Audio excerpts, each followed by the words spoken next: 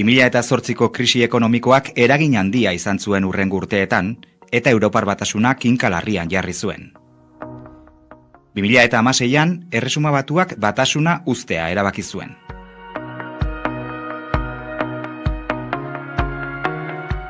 Hugo Chávezen heriotzaren ondoren, krisian sartu zen ezkerra Venezuelan, baita Latinoamerikako beste hainbat herritan ere.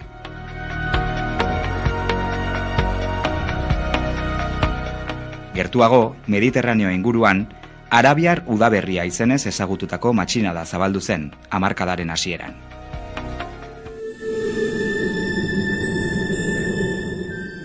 Laster, baina, ezegonkortasun handia sortu zen eskualde osoan, eta Estatu Islamikoaren moduko talde fundamentalistak indartu egin ziren. Luze gabe, Udaberria negu bilakatu zen.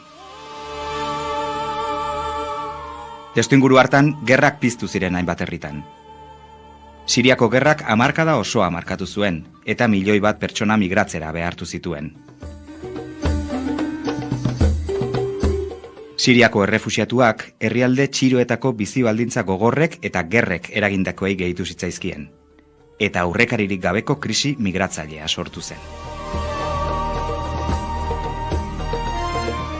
Migratzaile askok miseriari egin nahi zioten ihes, beste askok gerrei edo denetariko jazarpenei. Baina herri aberatsek kasu gehienetan, ez zituzten besoak zabalik hartu. Mediterraneoa hilobi erraldoi bilakatzen hasi zen bizitza duinaren bila zebiltzan milaka eta milaka lagunentzat.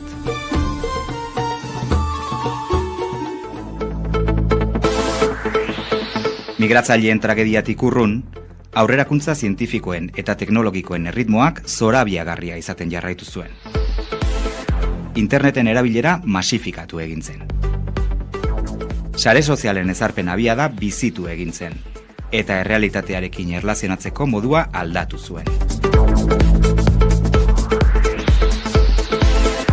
Informazioaren abiada egiatasuna baino garrantzitsuago bilakatuz joan zen. Ildo horretatik, berri faltsuen fenomenoa zabaldu zen. Inteligentzia artifizialak garatzen jarraitzen zuen, eta dronen erabilera gero eta zabalagoa izan zen. Jokabide sozialen alorrean ere, oso mugimendu interesgarriak izan ziren hamarkadan zehar.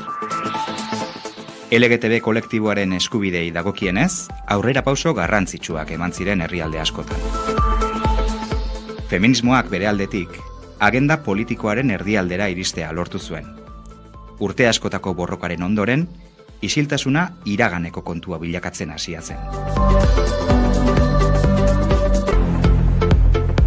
Bide luzea geratzen zen LGTB kolektiboaren eskubideak bermatzeko eta genero berdintasuna lortzeko, baina urrats garrantzitsuak egiten ari ziren.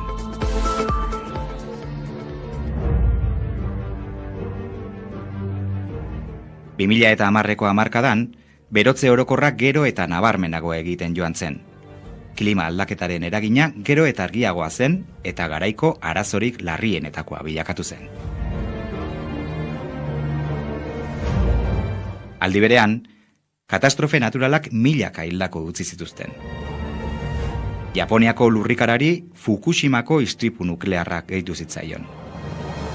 Onerako eta txarrerako, gizakiak bere aztarna uzten jarraitu zuen munduan, gero eta nabarmenago. Curiosity astromobilak lurra hartu zuen Marten.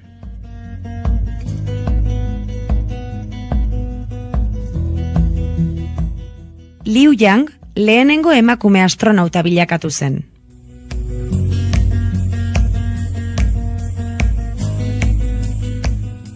Eskoziaren independentzia erabakitzeko erreferenduma debekatu zen.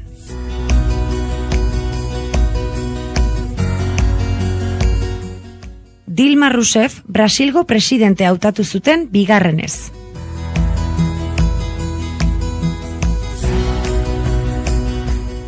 Hego Amerikako lehenengo Joko Olimpikoak antolatu ziren Brasilen.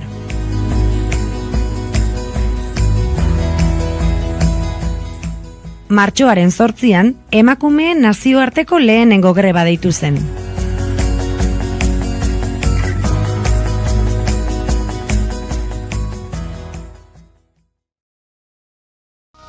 Curiosity astromobilak lurra hartu zuen Marten.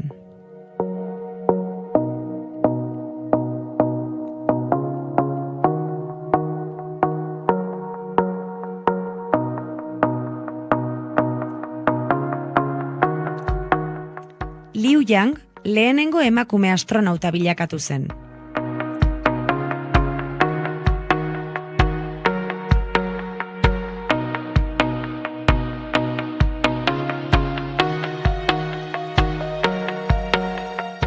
Eskoziaren independentzia erabakitzeko erreferenduma debekatu zen.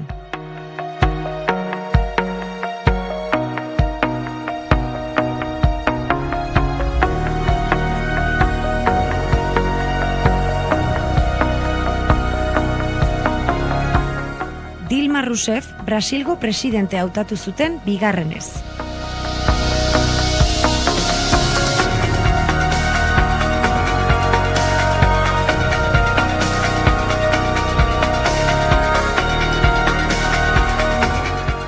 Hego Amerikako lehenengo Joko Olinpikoak antolatu ziren Brasilen.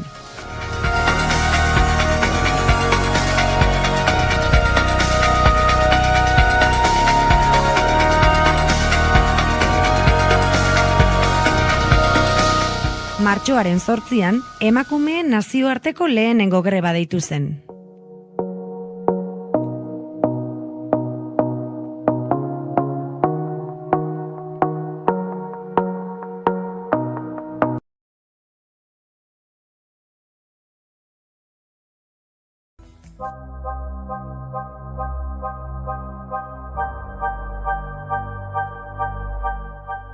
Mila 1970etik hona, mende erdi eskasean, aldaketa izugarriak gertatu dira gure inguruan.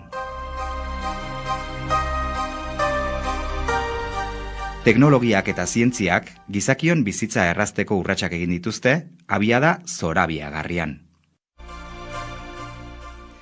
Beste alor batzuetan aurrera pausoak eman diren arren, erritmoa askoz ere apalagoa izan da.